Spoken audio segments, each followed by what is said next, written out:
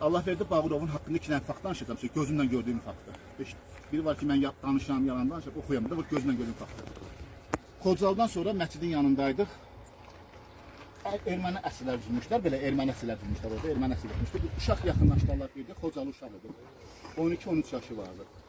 Əli ilə belə yaxınlaşdı, əsiri göstərirlər ki, əmi, atam anamı böldü. Atam anamı böldü. Allah verdi, dedi uşağa çəkir, dedi, tapancanı çıxartdı, onun alnından vurdu. Yerindəcə vurdu onu. Dedi, əmi, atanın ananın qısasını aldım. Uşaq ağladı, dedi, mən daha, uşaq dedi ki, əmi, daha mən sakit oldum, mən heç nə istəmirəm daha. İkinci fakt buydu ki, Allah verdi Xocalı soyğundaşında bir uşaq neydi gətirdilər? Həmin uşağı qucağında gətirdilər, qız uşağıdır.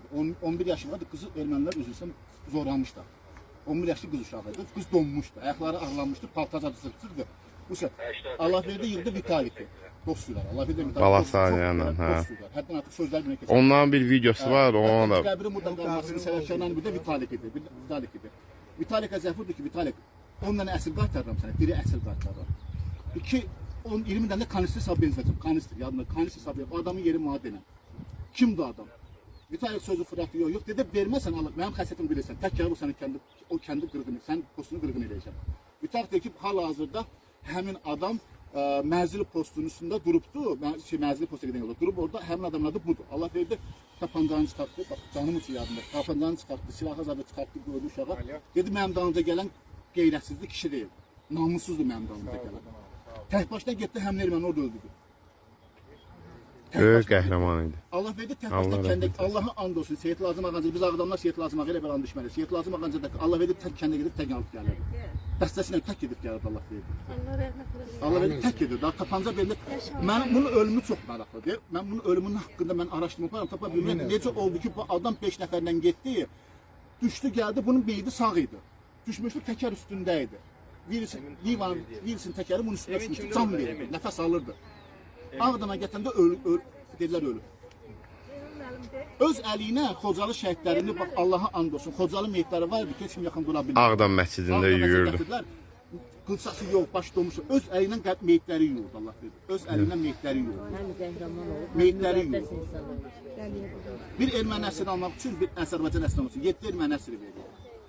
7 erməni əsiri verir. Bir Xocalı almaq üçün cibindən pul çıxardı, pul verirdi.